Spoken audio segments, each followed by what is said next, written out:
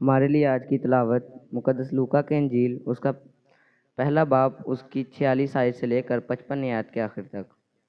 پھر مریم نے کہا کہ میری جان خداوند کی بڑائی کرتی ہے اور میری روح میرے منجی خداوند سے خوش ہوئی، کیونکہ اس نے اپنی بندی کی پست حالی پر نظر کی، اور دیکھ اب سے لے کر ہر زمانہ کے لوگ مجھ کو مبارک کہیں گے، کیونکہ اس قادر نے میرے لیے بڑے بڑے کام کیے ہیں، اور اس کا نام پاک ہے، اور اس کا رحم ان پر جو اس سے ڈرتے ہیں پشت دار پشت رہتا ہے۔ اس نے اپنے بازوؤں سے زور دکھایا، اور جو اپنے تائیں بڑے سمجھتے تھے ان کو پراگندہ کیا۔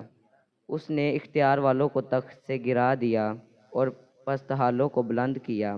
اس نے بھوکھوں کو اچھی چیزوں سے سیر کر دیا اور دولت مندوں کو خالی ہاتھ لوٹا دیا۔ اس نے اپنے خادم اسرائیل کو سنبھال لیا تاکہ اپنی رحمت کو یاد فرمائے، جو ابراہیم اور اس کی نسل پر ابد تک رہے گی، جیسے اس نے ہمارے باپ دادا سے کہا تھا۔ اور مریم 3 مہینے کے قریب اس کے ساتھ رہ کر اپنے گھر لوٹ گئی۔ خدا ان کا پاک کلام کا پڑھا اور سنا جنم سب کے لیے باعث برکت ہو، آمین۔